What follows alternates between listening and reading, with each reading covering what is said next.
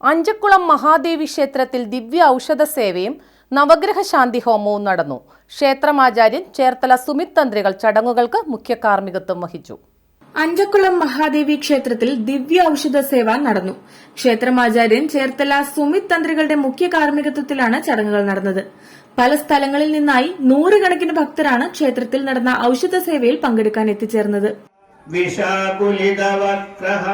കാമരൂപേ സിംഹദന്തഃ സത്യോ അഭ്യാദൃതവാംസ്തദാം ചതുർദ്ദേമ. കർക്കടക മാസാചരണത്തിന്റെയും ഔഷധ സേവയുടെയും ഭാഗമായി ക്ഷേത്രത്തിൽ നവഗ്രഹ ശാന്തി ഹോമവും ശനീശ്വര പൂജയും നടന്നു. ദേവായ നമഃ.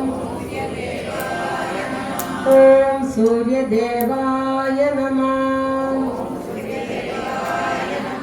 അഷ്ടാംഗ ഹൃദയം അനുസരിച്ചുള്ള ഔഷധക്കൂട്ടുകളാൽ നിർമ്മിച്ച ഔഷധം അഞ്ചക്കുളത്തമ്മയുടെ സന്നിധിയിൽ ധന്വന്തരി മന്ത്രത്താൽ പൂജിച്ച് ക്ഷേത്രത്തിലെത്തിയ ഭക്തർക്ക് സൗജന്യമായി വിതരണം ചെയ്തു.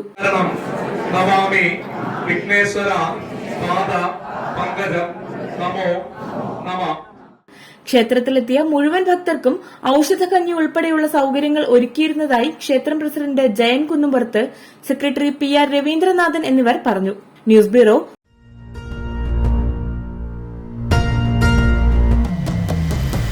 വരമാംഗല്യം Chandramukhi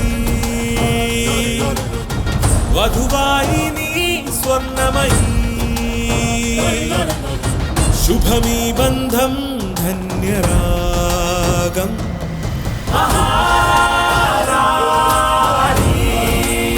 Maharani Wedding Collections, the classic bridal world.